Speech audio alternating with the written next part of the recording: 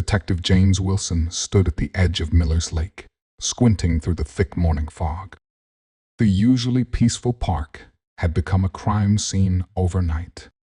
A set of footprints led from the walking path straight into the misty water, but there was something strange about them. They only went one way. "What do you make of this, Detective?"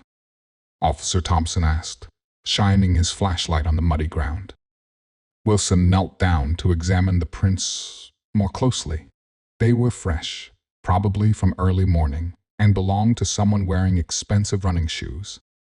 Size 11, men's. But it was their pattern that caught his attention. They showed no signs of struggle, no sudden movements. Just a straight line into the lake.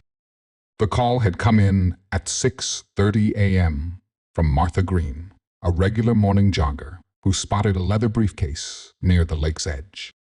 The briefcase now sat in an evidence bag, expensive Italian leather, initialed R.H. Inside, they found business cards belonging to Richard Harrison, CEO of Harrison Technologies. "Get me everything you can on Harrison," Wilson told Thompson. "And I want divers in that lake as soon as possible."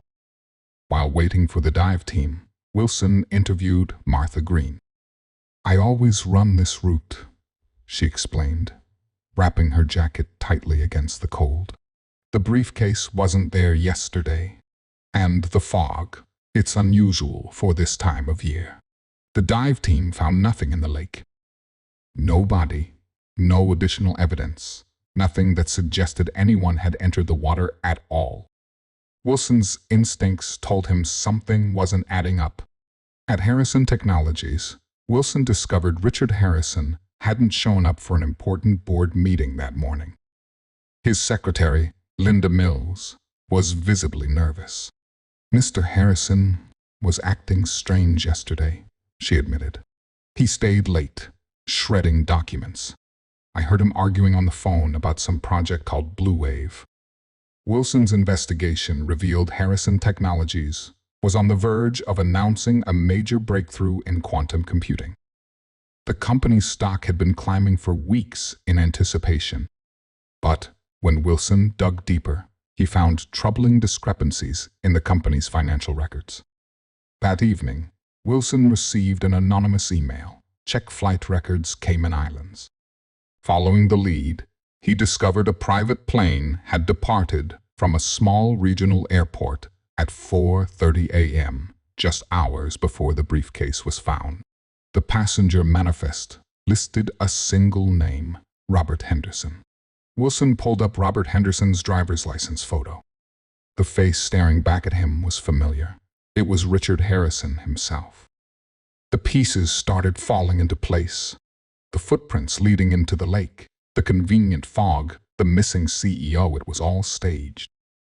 Harrison had created the perfect distraction, making it appear he had drowned while actually fleeing the country with millions in embezzled company funds. But Harrison had made one crucial mistake. In his haste to stage the scene, he hadn't considered that fog doesn't naturally form over lakes during that time of year.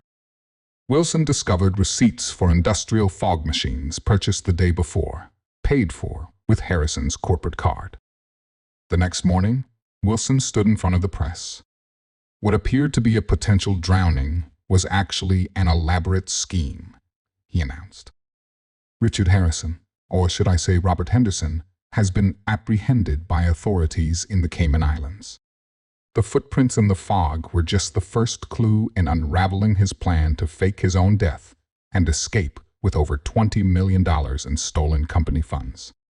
Later, sitting at his desk, Wilson looked at the photograph of the footprints that had started it all. Sometimes, he reflected, the most important clues aren't in what you can see, but in what doesn't make sense. Like footprints that lead into a lake but never come out, or fog that appears on a clear morning. The case file was labeled and filed away, but the lesson stayed with him. In detective work, it's not just about following the footprints. It's about questioning why they're there in the first place. The fog had lifted from Miller's Lake, revealing nothing but the truth in its wake. Another case solved, another mystery unraveled, all thanks to a set of suspicious footprints in an unusual fog.